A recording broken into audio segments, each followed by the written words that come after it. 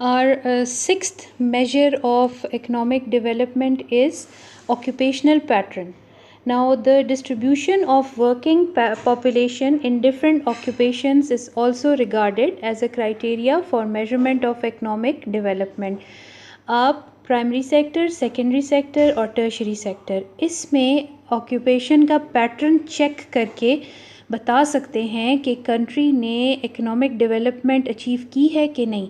अब स्टोरी ये है कि जो डेवलपिंग कंट्रीज़ होती हैं या अंडर डेवलप्ड कंट्रीज़ होती हैं वहाँ पर मेजॉरिटी पॉपुलेशन एम्प्लॉयड होती है प्राइमरी सेक्टर में। प्राइमरी सेक्टर में हमारे पास आता है एग्रीकल्चरल, फिशरीज़, फॉरेस्ट्रीज़ और माइनिंग वगैरह, ठीक है। और सेकेंडरी सेक्टर में हमारे पास आती है मैन्युफैक्चरिंग, ट्रेड, कंस्ट्रक्शन। अब जब ज़्यादा आबादी एक किसी कंट्री की प्राइमरी सेक्टर में हो तो डेवलपमेंट का प्रूफ ये होता है कि population, percentage of population working in primary sector reduces and the number of people working in secondary and sector increase. तो इससे भी अंदाज़ा लगाया जा सकता है कि कंट्री में इकोनॉमिक डेवलपमेंट हुई है कि नहीं, ठीक है।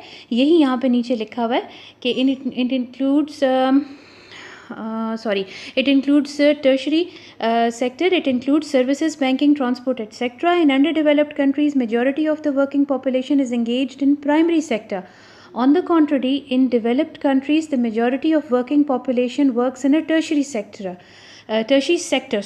With economic development, the percentage of population engaged in primary sector declines, while the percentage of population working in secondary and tertiary sector increases, ठीक है। increases यहाँ पे शायद missing आ रहा है। anyways, तो this point was easy and clear enough कि primary sector से ज़्यादा लोग मूव कर जाएं, एग्रीकल्चरल से चले जाएं, मूव करके आइदर मैन्युफैक्चरिंग, ट्रेड की तरफ चले जाएं या सर्विस सेक्टर, बैंकिंग, ट्रांसपोर्ट की तरफ मूव कर जाएं, तो वो भी आपकी डेवलपमेंट का ट्रेंड शो कर सकती है। अच्छा, the last one is human development index, HDI. Now this was created by a Pakistani. His name was Muhibul Haq and he developed it in 1990.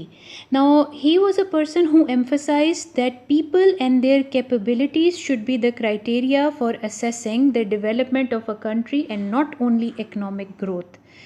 तो इसके मुताबिक महबूबुल हक के मुताबिक ये कहा इन्होंने कि लोगों की कैपेबिलिटीज़ अगर ज़्यादा हो रही हैं, अब हम देखेंगे कि किस किस्म की कैपेबिलिटीज़, कौन कौन सी कैपेबिलिटीज़, ठीक है, तो वो भी इकोनॉमिक डेवलपमेंट को शो करती हैं। हमें सिर्फ इकोनॉमिक ग्रोथ को नहीं देखना, हमें सिर्फ GDP के फिगर्स को, GNP के फिगर्स को, पर कैपिटा इनकम के फिगर्स जो हैं रियल या नॉमिनल सेंस में, वो काफ़ी नहीं हैं। So the second point here says the Human Development Index is a summary measure or of average achievement in key dimensions of human development.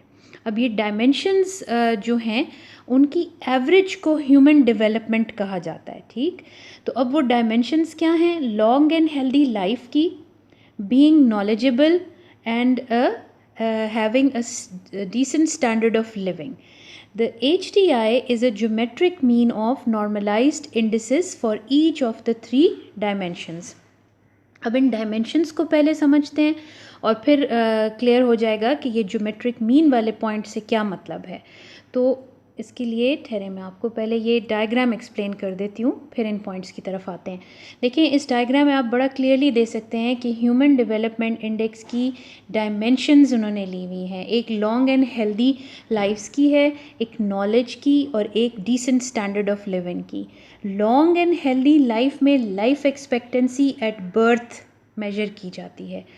Knowledge में 2 चीज़ें देखी जाती हैं, expected years and mean years of schooling, यानी expected years of schooling और mean years of schooling. Decent standard of living में आप GNI per capita देखते हैं, gross national income per capita. अब आप देखें इंडिकेटर्स, मतलब हर डायमेंशन के अपने अपने इंडिकेटर्स हैं। इन इंडिकेटर्स से डायमेंशन इंडेक्स कैलकुलेट किया जाता है, ठीक। लाइफ एक्सपेक्टेंसी एट बर्थ का इंडिकेटर है लाइफ एक्सपेक्टेंसी इंडेक्स, एजुकेशन से रिलेटेड ये जो दो चीज़ें कैलकुलेट की जाती हैं, इनका मज़ीद एवरेज लेकर एजुकेशन इंडेक्स निकाला जाता है और जीएनआई पर कैपिटा से जीएनआई इंडेक्स निकाला जाता है।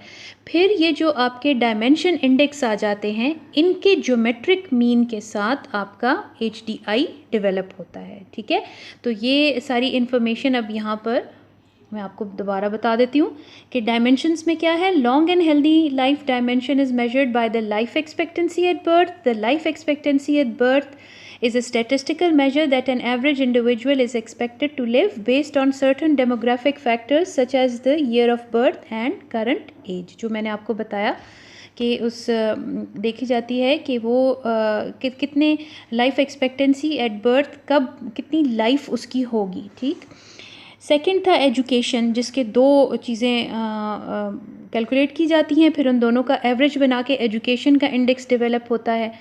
The second dimension is HDI of HDI is education. The indicators of education are expected years of schooling and the mean years of schooling.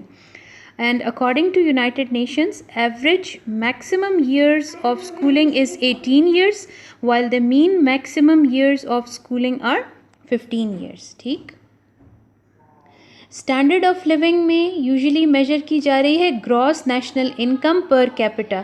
The GNI indicates the total domestic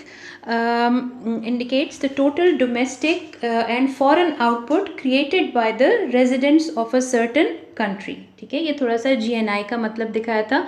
वो students जिनको GNI का meaning याद नहीं है, they should take out their old notes of macro economics और उसमें different concepts of national income measurement आप निकाल लें तो आपको ये तमाम रिकॉल हो जाएंगे कि ये क्या क्या थे। Okay, now HDI is it simplifies and captures only part of what human development entails. It does not reflect on inequalities, poverty, human security, empowerment, etc.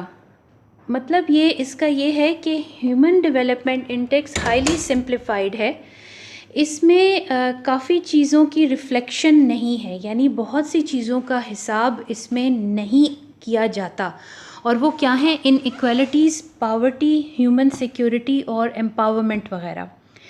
अब बहुत सारे ऐसे और इंडिसेस हैं जो बेहतर प्रॉक्सी हैं ह्यूमंस के की इश्यूज़ पर।